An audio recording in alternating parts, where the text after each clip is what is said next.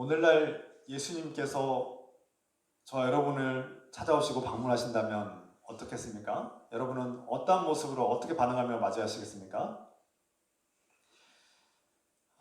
오늘 성경 말씀 요한복음 20장의 말씀에서 막달라 마리아가 부활하신 예수 그리스도를 가장 처음으로 만난 것을 증거하고 있습니다.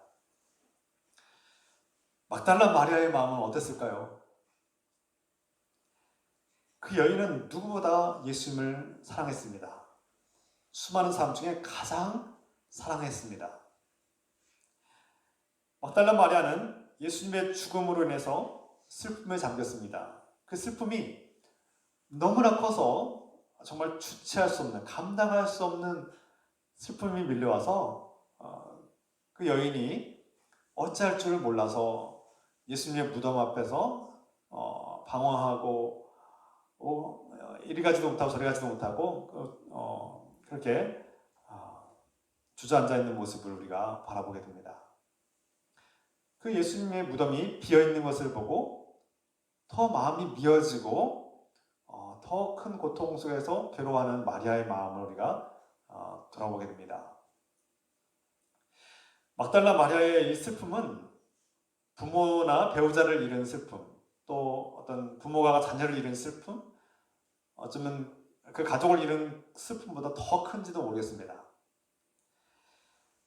아마도 마리아에게 예수님은 가족을 잃은 슬픔보다 더 크지 않았을까 그렇게 생각하게 됩니다. 왜 그렇습니까? 막달라 마리아의 지난날을 돌아볼 필요가 있습니다. 그 여인은 어떠한 삶을 살았습니까?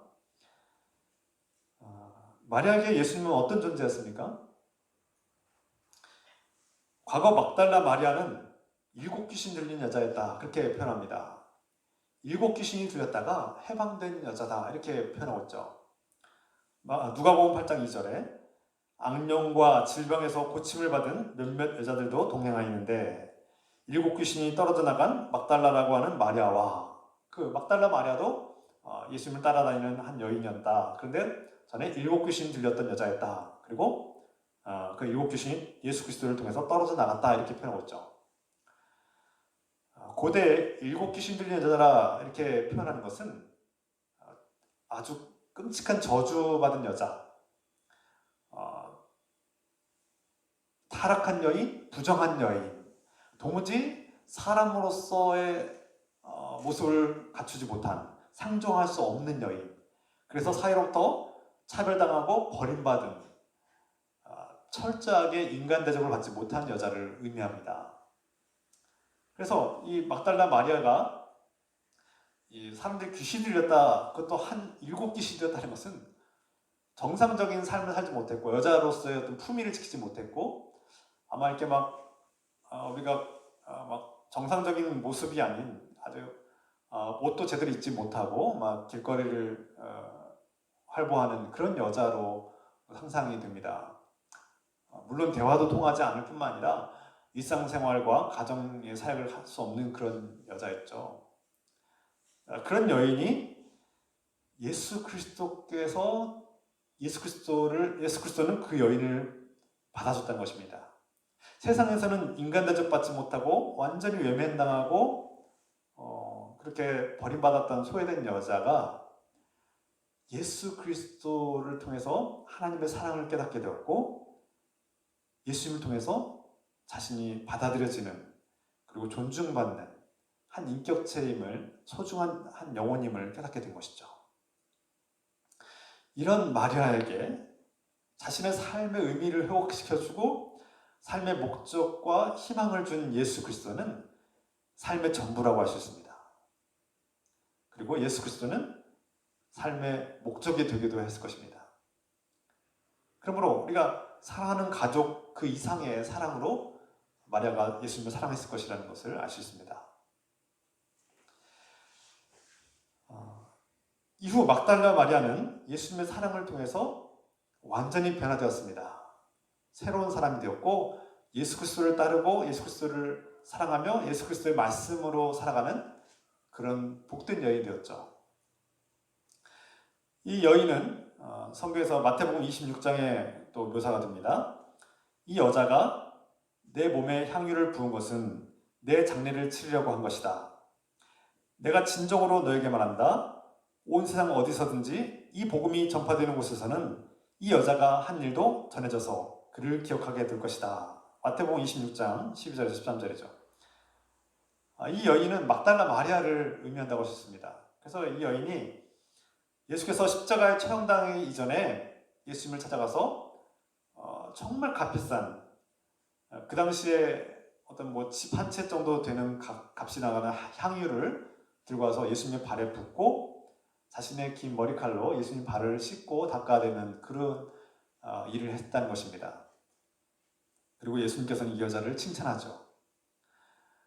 여러분 상상해 보십시오. 자신의 전 재산을 예수님께 부어서 그 머리칼로 닦아드리는 그 마리아의 사랑. 막달라 마리아가 예수님을 얼마나 사랑했는지를 우리는 가늠해 볼 수 있습니다. 그리고 예수님께서 칭찬하시죠. 이 막달라 마리아를 너희가 기억하여라. 나의 복음이 예수 그리스도가 증거되고 복음이 증거되는 그곳에서는 이 나를 사랑한 이 여인의 이 행위와 사랑도 함께 증거될 것이다. 기억될 것이다. 이렇게 말씀합니다. 이것보다 더 큰 칭찬이 어디 있겠습니까? 예수님은 막달라 마리아가 자신에게 한 향유, 그 향수로 자신을 씻은 행위가 자신의 죽음을 미리 예비하고 장례를 미리 치른 것이다라고 말씀합니다. 너무나 뜻깊은 일이죠. 세상에서는 저주받은 여인, 부정한 여인, 타락한 여인, 죄인 중에 죄인이었던 이 막달라 마리아가 예수 그리스도를 만난 이후에 새 사람이 되었고 그는 세상에서 가장 고귀하고 아름다운 여인이 되었습니다. 예수 그리스도를 만나고 악령이 떠나고 그리스도와 함께하는 여인은 이 세상 그 누구보다도 귀하고 아름다운 여인이 된 것이죠. 바로 이런 은혜가 저와 여러분 가운데 있을 줄 믿습니다.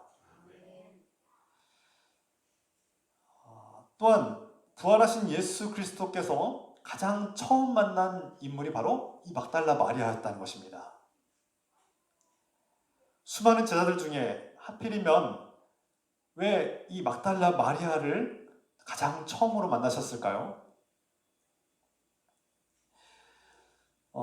저는 누구보다 수많은 제자들 중에 막달라 마리아가 예수님을 가장 사랑했기 때문에 누구보다 예수님을 가장 크게 갈망했기 때문에 부활하신 예수님을 가장 먼저 만났다고 생각합니다. 예수님은 시편 말씀처럼 너희가 찾으라 찾는 자가 만날 것이다. 하나님을 사랑하는 자가 주님을 사랑하는 자가 주님을 만날 것이다. 주님께서는 주님을 사랑하고 갈망하는 자에게 갈급한 자에게 가장 먼저 만나주신다는 것을 우리에게 말씀하고 있지 않습니까?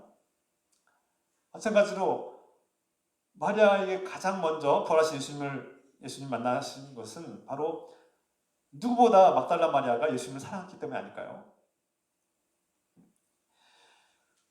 그런데 그 막달라 마리아는 앞에서 말씀드린 것처럼 가장 연약한 사람 중에 한 사람이었습니다.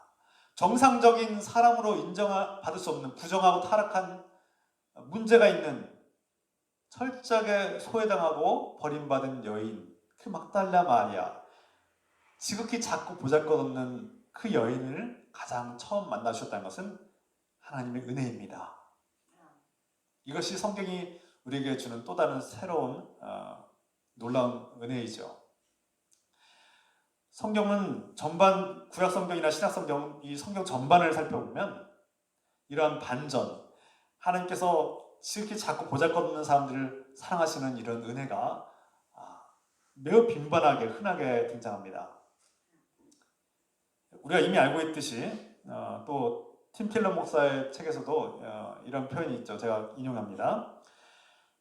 하나님께서는 가인 대신 아벨을, 이스마엘 대신 이삭을 선택하고 에서 대신 야곱을 선택하고, 그러니까 첫째 장자권을 가진 첫째가 아니라 둘째를 선택하고, 르우벤, 첫째인 르우벤 대신 요셉과 유다를 선택하고, 므낫세, 첫째 므낫세 대신 에브라임, 둘째를 선택하시는 하나님, 아론 대신 모세, 아론이 첫째죠.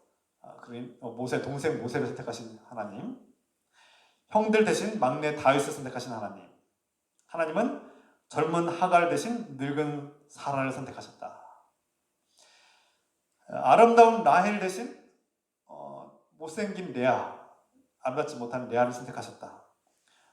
또 수많은 여인 중에 불임 여성 한나를 선택해서 사무엘을 낳게 하신 하나님, 또 불임 여성이었던 다말, 또 정말 시아버지와 그런 관계를 맺은 그런 좀 이해할 수 없는 그런 다말을 선택하신 하나님, 술집에서 몸을 파는 기생 라합을 선택하신 하나님,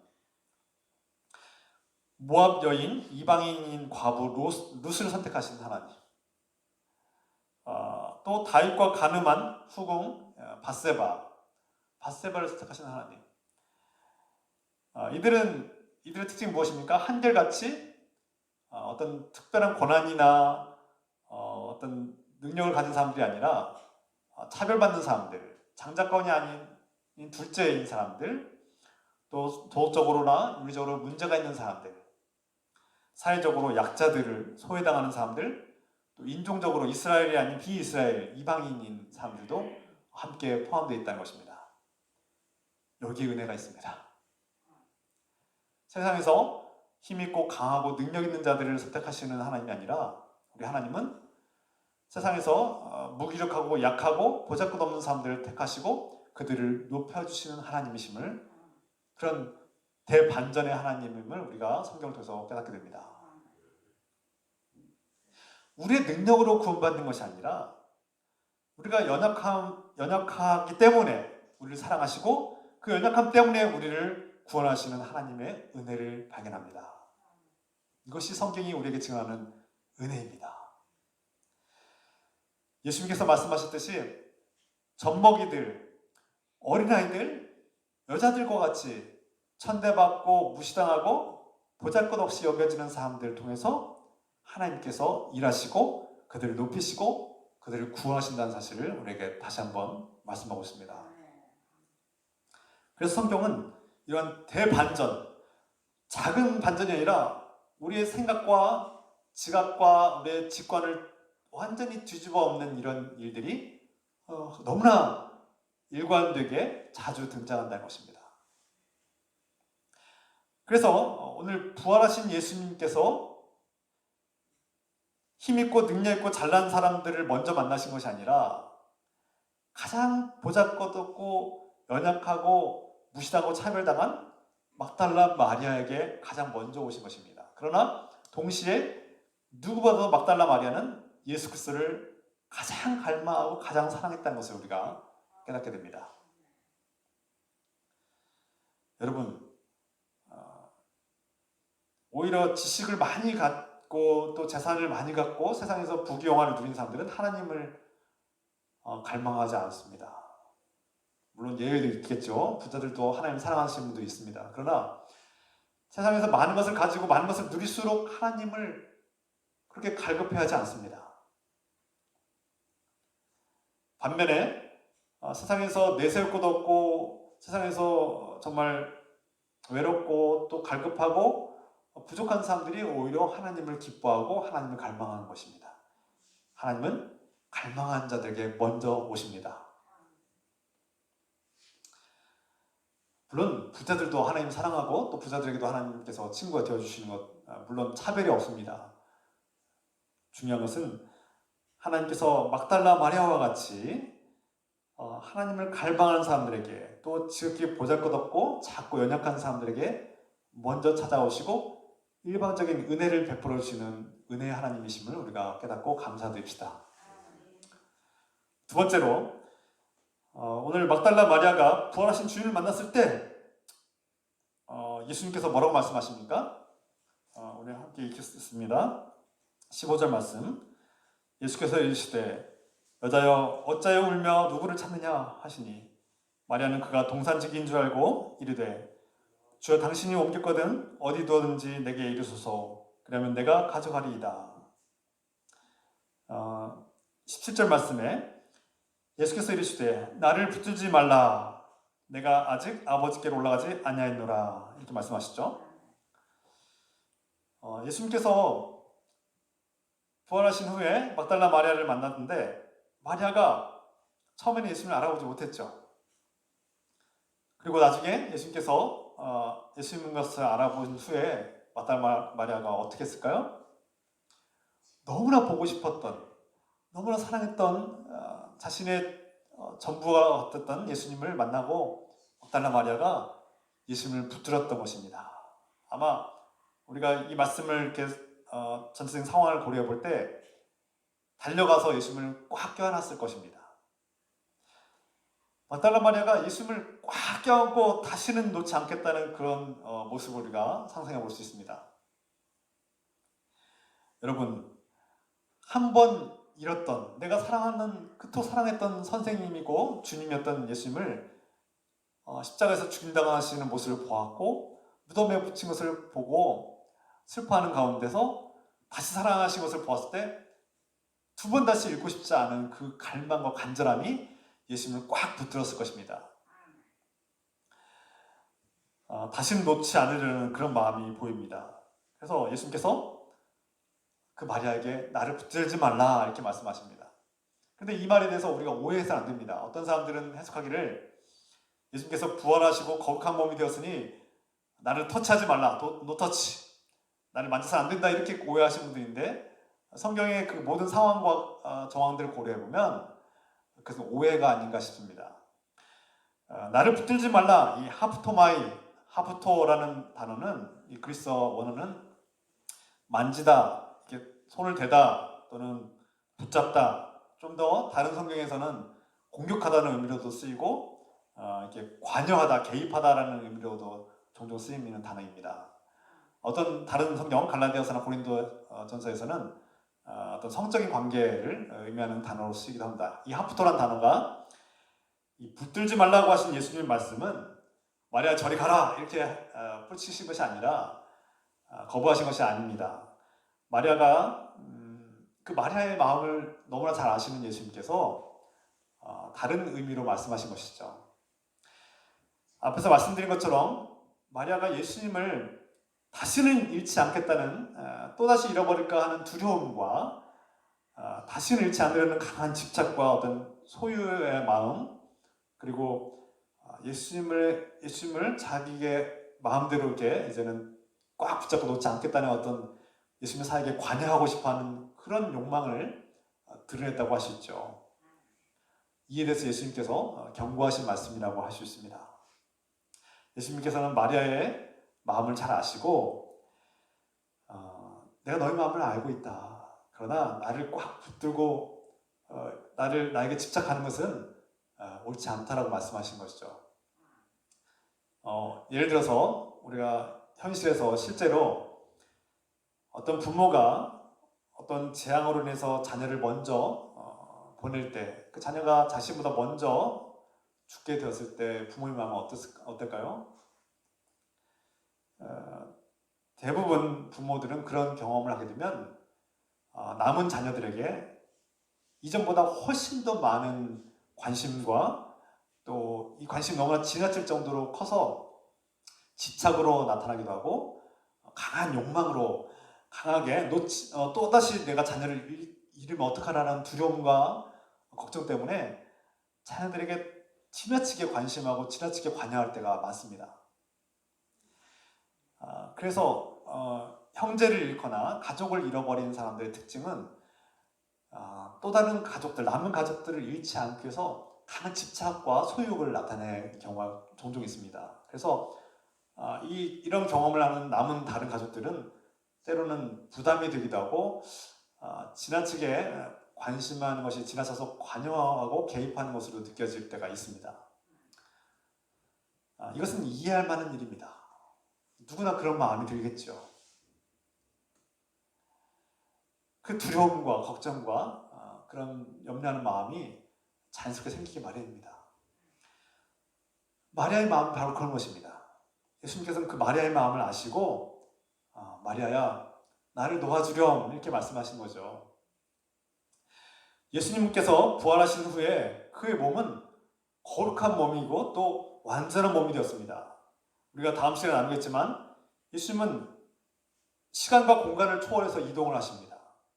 어떤 때는요, 벽을 이렇게 통과하시기도 하고요, 순식간에 사라지기도 하시고요, 다시 순식간에 나타나시기도 하시고, 시간과 공간을 초월해서 이 몸이 이동할 수 있습니다. 예수님께서 원하시는 곳에 나타날 수 있다는 거예요. 동해 번쩍 서해 번쩍 할 수 있다는 거예요. 그리고 그런데 동시에 예수님의 손과 발에는 못자국이 그대로 남아있고 옆구리에도 못자국이 있고, 다음 시간에 나눌 말씀이지만 도마가 주님의 손과 발을 만지지 않습니까? 그 구멍에 손가락을 넣어봅니다. 그리고 예수님께서 제자들과 함께 식사를 합니다. 몸을 가졌지만 시간과 공간을 초월해서 움직이시는 예수님, 완전한 몸이죠.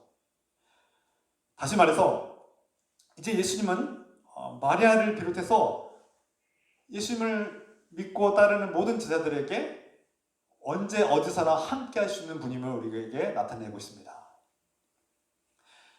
예수님께서 내가 아버지께로 가야 한다고 말씀합니다. 그것은 바로 내가 아버지께로 갈 때 그래야만 성령께서, 그리스도의 영이 너에게 임하고 너희와 언제 어디서나 영원히 함께 하시다는 말씀입니다. 그러므로 이제 마리아야, 두려워하지 말아라, 걱정하지 말아라, 나를 또다시 잃어버릴까봐 걱정하라, 두려워하지 말고 불안해하지 말아라. 내가 성령으로 너와 항상 함께 할 것이다, 영원히 함께 하실 것이다 라는 말씀을 하고 있는 것이죠. 그러므로 나에게, 예수님은 마리아에게 나를 붙들지 마라, 이제 나를 놓아주렴 하는 말씀이 포함되어 있는 것이죠. 그래서 이 말씀을 오해해서 안 됩니다. 예수께서 마리아를 뿌리치신 것이 아니라 이제는 두려워하지 말아라, 내가 이전에는 십자가에서 죽임을 당해야만 했지만 이제 부활의 몸으로 이제 성령으로 모든 제자들과 누구든지 나와 언제 어디서나 함께 할 수 있는 그런 그렇게 되었다는 것을 우리에게 말씀하는 것입니다. 이것이 은혜이죠. 마리아가 여성의 몸으로서 예수님을 가까이 하는 것이 한계가 있을 것입니다. 그런데 이제는 또 누군가가 예수님을 또 핍박하고 죽일지 모른다는 그 두려움과 걱정과 불안에서 완전히 해방되어서 마리아가 이제 주님과 영원히 함께 할 수 있는 은혜가, 하나님의 사랑이 완전해진 것을 깨닫게 된 것입니다. 몸을 붙들지 마십시오. 성령께서 여러분과 함께하는 것을 기뻐하시고 감사하십시오. 이것이 주님께서 우리에게 주시는 은혜입니다. 세 번째, 성경에서 우리가 본문에서 특이한 점을 발견하게 됩니다. 마리아가 그토록 사랑하고 갈망했던 예수님을 만났는데 정작 예수님을 알아보지 못했다는 것입니다. 오늘 15절 말씀에 앞에서 읽은 것처럼 마리아는 부활하신 예수님을 동산지기, 그러니까 묘지 관리인으로 그렇게 여겼다는 것입니다. 예수님인 줄 알지 못했다는 거예요. 다른 제자들도 마찬가지였습니다. 마리아뿐만 아니라 엠마오로 가던 두 제자도 예수님과 오랜 시간 동안 함께 걷고 대화를 했음에도 불구하고 그분이 예수님인 것을 알지 못했다는 것입니다. 부활하신 예수님을 알아보지 못했어요. 그뿐입니까? 다른 제자들에게도, 공간에 모여있던 다른 제자들에게도 다른 제자들도 예수님을, 부활하신 예수님을 알아보지 못했다는 것입니다. 이게 동일한 공통현상입니다. 마찬가지로 저와 여러분들도 부활하신 예수께서 직접 찾아오시면 알아보지 못할 겁니다. 왜 그럴까요?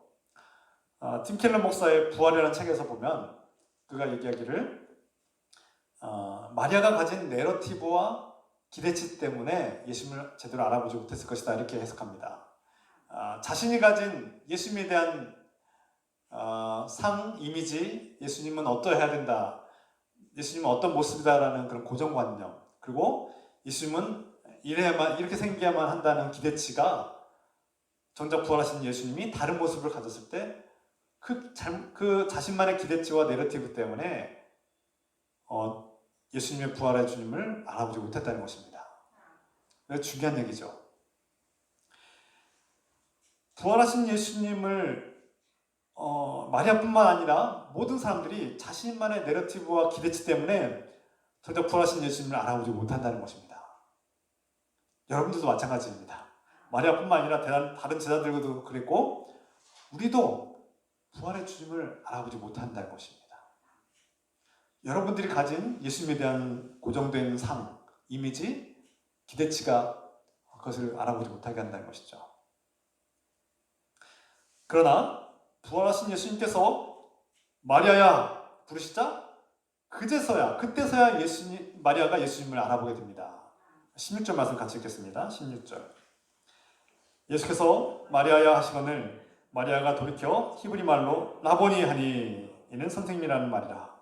라보니 선생님. 예수님께서 먼저 마리아를 부르셨을 때 그때서야 비로소 예수님을 알아보았다. 마찬가지로 우리가 부활의 주님을 만나더라도 우리는 주님을 알아볼 수 없다는 겁니다. 그런데 주님께서 우리에게 먼저 찾아오시고 우리에게 우리의 이름을 부르실 때 우리는 주님을 깨닫게 된다는 것이죠. 주님께서 저 여러분들의 이름을 부를 때 우리가 주님을 발견하게 되고 깨닫고 우리가 하나님의 은혜를 깨닫게 되는 것이죠. 그러므로 부활하신 주님을 만나길 갈망하는 사람은 주님께서 찾아오실 것을 믿고 기다릴 줄 알아야 합니다. 그리고 주님께서 우리의 이름을 부르실 때 우리는 예수님을 알아보게 될 것입니다. 반면 이미 예수 그리스도를 부활의 주님을 만나신 분들은 내가 노력해서 얻은 것이 아니라 내가 주님을 찾아본 것이 아니라 주님께서 나에게 찾아오신 것이고 주님께서 나의 이름을 부르셨기 때문에 내가 주님을 만났다고 알게 됐다는 것을 깨닫고 겸손하고 또 기뻐하며 감사한 마음으로 그렇게 나아가야 합니다. 이것이 성경이 우리에게 가르치는 중요한 교훈이고 은혜입니다. 예수께서 오늘 여러분을 찾아오신다면 여러분은 어떻게 맞이하시겠습니까? 앞에서 질문한 그 질문이죠. 톨스토이의 작품 구두장이 마틴이라는 이야기를 잠깐 들려주고자 합니다. 마틴은 아주 작은 마을의 구두 수선공이었습니다. 그는 이 가게 앞에 지나가는 많은 사람들을 바라보면서 하루를 이렇게 보내는 그런 삶이었죠. 마틴은 길거리 사람들을 바라보면서 일을 하는데 밤이 되면 밤마다 성경을 읽습니다. 그러다가 어느 날 성경을 읽는 중에 예수님께서 나에게 찾아오시면 나는 예수님을 어떻게 맞이할까? 내가 예수님을 어떻게 대할까? 그분을 어떤 모습으로 내가 맞이할까? 이렇게 생각하게 됩니다. 그때 성경을 읽고 그 생각을 하고 있을 때 음성이 들려왔습니다. 내일 너에게 가겠다. 내일 너를 만나겠다. 이렇게 말씀하셨습니다. 마틴은 주님의 음성인 것을 믿었습니다. 다음 날 마틴은 평소와 다름없이 구두가게에 가서 일을 했습니다. 그때 거리를 청소하는 청소부 슈테판이 추위에 발을 동동 구르면서 시린 손을 호호 불고 있었습니다. 마틴은 슈테판을 가게로 불러들여서 난로를 쬐면서 손을 녹이고 몸을 녹이고 차 한 잔을 대접하면서 그가 쉼을 얻게 했습니다.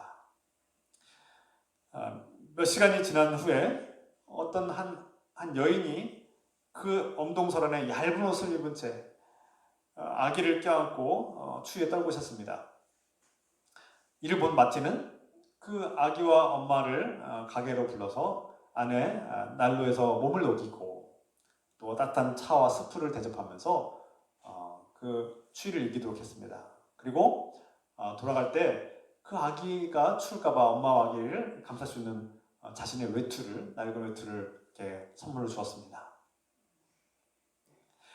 또 저녁 때쯤에 과일 가게 이웃에 있는 한 과일 가게 할머니가 그 사과를 하나 훔쳐서 도망치는 소년을 붙잡았습니다. 그리고 아주 무섭게 혼내고 있는 장면을 보았습니다. 마틴은 그 할머니에게 가서 그 소년이 훔친 사과값을 대신 지불하고 주님의 사랑으로 너그럽게 용서해달라고 구합니다. 밤이 되었고 마틴은 잠자리에서 이제 성경을 읽고 있었습니다. 그런데 그가 생각하기를 어제 주님께서 오늘 나에게 오신다고 내가 음성을 들었는데 왜 오늘 주님께서 나에게 오지 않았을까? 내가 주님을 왜 만나지 못했을까? 하고 이렇게 생각을 했습니다. 그때였습니다. 어둠 속에서 낮에 보았던 그 청소부 스테파니, 그리고 아기를 안고 있는 한 여인이, 또 그 할머니가 소년을 꾸짖었던 그 소년과 함께 자신에게 오는 것이었습니다. 깜짝 놀란 마틴은 멍하게 주시하고 있었는데요. 그때 한 목소리가 말했습니다. 마틴, 그들은 바로 나였네. 마틴은 자신이 낮에 만났던 그 인물들, 스테판, 그리고 아기와 엄마, 그리고 할머니와 그 소년이 바로 자신을 찾아온 예수님이라는 사실을 깨닫게 되었습니다. 이 톨스토이의 작품 구두장이 마틴을 통해서 우리는 예수 그리스도께서 우리 일상 속에, 우리의 직장과 우리 일터와 우리 일상 속에 평범한 모습으로, 다양한 모습으로 우리에게 찾아오신다는 것을 깨닫게 됩니다. 구두장이 마틴은 자신이 기대하는 주님의 모습과 기대치가 그의 내러티브에 부합하지 않았기 때문에, 자신이 생각하는 예수님의 모습에 부합하지 않는다고 생각했기 때문에 정작 자신을 찾아온 예수님을 알아보지 못했죠. 그런데 예수님께서 그들의 모습이 바로 나였다라고 말씀하실 때, 그때서야 마틴은 깨닫게 됩니다. 우리를 찾아오시는 예수님, 그럼 우리는 우리가 가진 내러티브와 기대치 때문에 주님을 알아보지 못할 때가 전부 다, 거의 모든 사람들이 주님을 알아보지 못한다는 것이죠.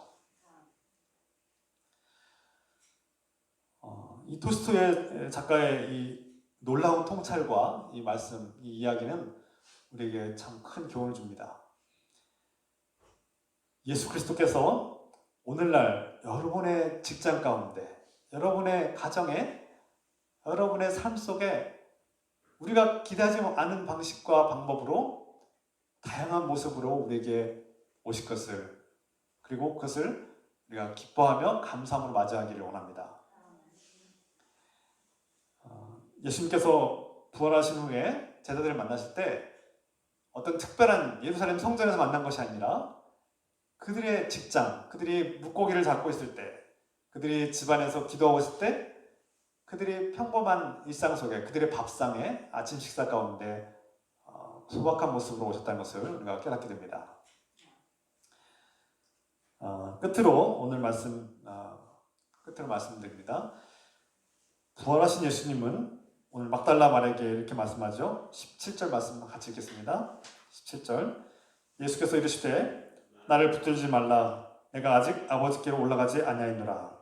너는 내 형제들에게 가서 이르되 내가 내 아버지 곧 너희 아버지 내 하나님 곧 너희 하나님께로 올라간다 하라. 아멘. 예수께서 제자들에게 나의 형제들이라고 말씀합니다. 그리고 나의 하나님이 곧 너희 하나님이고 나의 아버지가 곧 너희 아버지다, 이렇게 말씀을 전하라고 마리아에게 말씀합니다. 무슨 뜻입니까? 예수님의 하나님이 곧 나의 하나님, 믿는 자들의 하나님이시고 그분의 아버지가 나의 아버지가 되신다는 뜻입니다. 무슨 뜻입니까? 예수 그리스도의 부활을 통해서 우리가 하나님의 자녀, 양자가 되었다는 뜻입니다. 예수 그리스도의 은혜를 통해서 이제 우리가 하나님의 자녀가 되었다는 뜻이죠. 입양받은 양자가 되었다는 뜻입니다. 그 부활의 은혜로 모든 믿는 자들에게는 하나님의 자녀가 되는 특권을 주셨다는 뜻이죠. 입양은 본래 다른 사람의 자녀를 자신의 자녀로 삼는 것을 의미하죠. 이전엔 나와 상관없던 남이었던 그런 아이가 이제 나의 자녀가 되고 입양되는 순간부터는 그 부모가 사랑과 돌봄을 줘야만 하는 그것을 받을 권리와 또 관리가 형성됩니다. 입양을 받으면 부모의 사랑을 받을 권리, 부모와 사랑의 관계를 맺는 권리가 생기는 것이죠. 관계가 형성됩니다. 그리고 부모의 재산도 함께 누립니다. 부모가 가진 모든 재산을 상속받을 수 있는 권리가 생깁니다. 그리스도의 부활을 믿는 사람은 하나님께 입양된 양자이고 또 하나님과 연합한 자가 되는 것입니다. 연합하다는 말의 의미가 깊은데요. 하나님과 하나가 되는 것이죠. 아버지와 아들이 하나인 것처럼 우리가 예수 그리스도의 은혜로 말미암아 이제 하나님과 하나가 될 수 있다는 것입니다. 놀랍지 않습니까? 그리스도와 연합한 자는 그리스도와 함께 부활하고 그분의 능력을 함께 누리고 하나님 나라를 함께 통치하는 자, 그분의 영광이 우리에게도 임한다는 것입니다. 로마서 6장 5절, 만일 우리가 그의 죽으심과 같은 모양으로 연합한 자가 되었으면 또한 그의 부활과 같은 모양으로 연합한 자도 되리라. 예수 그리스도께서 부활하신 후에 영원한 대제사장이 되셨다. 또 하나님의 제물, 하나님의 어린 양이 되셨다. 하나님의 아들, 그는 우리의 구원자, 만민의 구원자, 만왕의 왕, 또 세상의 심판자로 오신다고 그렇게 선포하고 있습니다. 그리스도와 연합한 자가 되면 그리스도를 믿는 우리도 동시에 하나님의 제사장이 되고 하나님의 거룩한 제물이 되고 하나님의 거룩한 자녀이며 백성이 되고 주님과 함께 통치하는 통치자가 된 것입니다. 주님과 함께 통치자의 자리에서 심판하는 자가 되는 것입니다. 감히 우리가 보잘것없고 죄인인 우리가 그리스도의 영광의 자리에 앉아서 주님과 동행하는 놀라운 은혜를 얻게 된다는 것이죠. 그래서 우리는 그리스도의 형제가 되고 자매가 되고 그리스도의 아버지가 우리의 아버지가 될 것입니다. 로마서 8장 14절부터 17절까지 말씀 읽어드립니다. 무릇 하나님의 영으로 인도함을 받는 사람은 곧 하나님의 아들이라. 너희는 다시 무소하는 종의 영을 받지 아니하고 양자의 영을 받았으므로 우리가 아빠 아버지라고 부르짖느니라. 성령이 친히 우리의 영과 더불어 우리가 하나님의 자녀인 것을 증언하시나니 자녀이면 또한 상속자 곧 하나님의 상속자요 그리스도와 함께한 상속자니 우리가 그와 함께 영광을 받기 위하여 고난도 함께 받아야 할 것이니라. 우리가 세상에서 그리스도의 십자가의 고난에 동참하는 자가 되고 동시에 그리스도께서 누리는 모든 영광을 함께 누린 자가 된다는 것입니다. 그리스도인이 되고 하나님의 자녀가 되는 것은 주님의 영광을 함께 누리는 것이요 부활의 능력을 누리는 것이고 동시에 그리스도께서 받은 고난도 함께 받아야 하는 것입니다.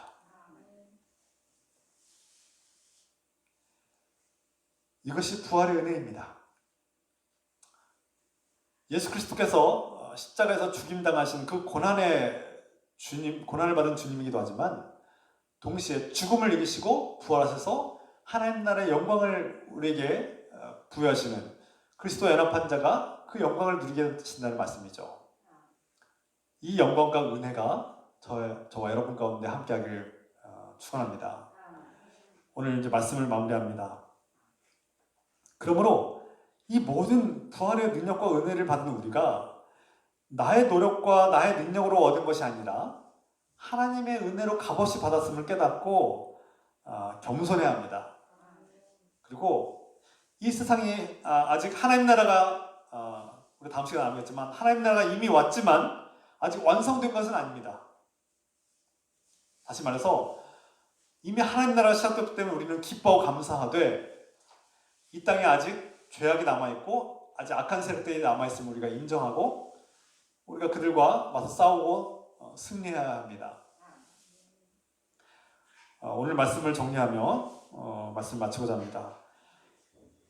오늘 부활하신 예수 그리스도께서 세상에서 지극히 작고 보잘것없는 여인 막달라 마리아에게 가장 먼저 찾아오셨습니다. 주님은 세상에서 작고 보잘것없는 죄인인 저 여러분들을 찾아오셨고 우리의 이름을 불러주시며 우리에게 영원히 함께 하겠다고, 언제나 어디서나 우리와 함께 하시는 주님이심을 우리에게 약속해 주셨습니다. 부활의 능력으로 우리는 이 은혜를 누리기를 원합니다. 두 번째로, 막달라 마리아는 부활하신 예수님을 붙들려고 했죠. 하부터 붙들려고 했습니다. 그러나 예수님은 더 이상 육신에 얽매이는 그런 유한한 분이 아니라 시간과 공간을 초월해서 믿는 자들에게 언제 어디서나 영원히 함께 하시는 완전한 분으로 오셨습니다. 곧 성령으로 우리에게 오셨습니다. 그러므로 우리는 성령님을 통해서 우리와 함께 하시는 예수님을 언제 어디서나 함께 느끼고 주님의 임재를 경험하고 느낄 수 있습니다. 그러므로 우리가 육신의 예수님을 붙들 것이 아니라 예수님을 육신의 모습으로 보고 싶어 하지만 성령님을 통해서 그보다 더 완전하고 완벽하게 우리와 함께 하시고 영원히 우리를 도우시는, 우리를 구원하시는 예수님의 은혜와 사랑을 경험하는 저 여러분 되길 소망합니다. 세 번째, 막달라 마리아는 부활하신 예수님을 알아보지 못했습니다. 우리도 마찬가지로 우리가 가진 내러티브와 기대치 때문에 우리에게 찾아오시는 부활의 주님을 만나지 못할 것입니다. 알아보지 못할 것입니다. 그러나 주님께서 은혜를 베푸셔서 우리에게 먼저 찾아오시고 우리의 이름을 부르실 때 우리는 주님을 밝히 보게 될 것입니다. 그러므로 나의 노력으로 주님을 찾는 것이 아니라 주님께서 우리에게 은혜를 베푸셔서 우리를 찾아오시고 우리에게 은혜를 베푸실 때 우리가 그 은혜로 부활의 은총과 영광에 동참하게 된다는 것을 깨닫고 항상 겸손하게 살아갑시다. 네 번째로, 예수님께서 저와 여러분들을 나의 형제 자매라고 부르셨습니다. 우리는 하나님의 입양을 받은 양자가 되었습니다. 그리스도와 연합한 자는 그리스도의 영광을 함께 누리고 그리스도의 기쁨과 구원의 은총을 함께 누리는 자들입니다.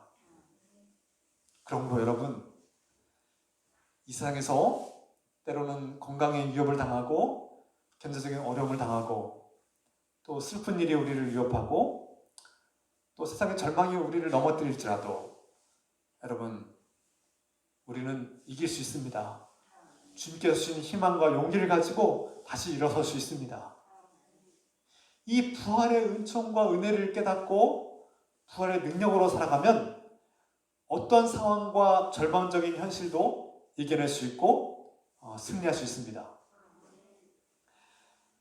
부활의 첫 열매가 되신 예수 그리스도께서 얻으신 그 하나님 나라와 영원한 생명과 영광을 저와 여러분들도 지금 이 순간부터 영원히 함께 누리기를 주님의 이름으로 축원합니다.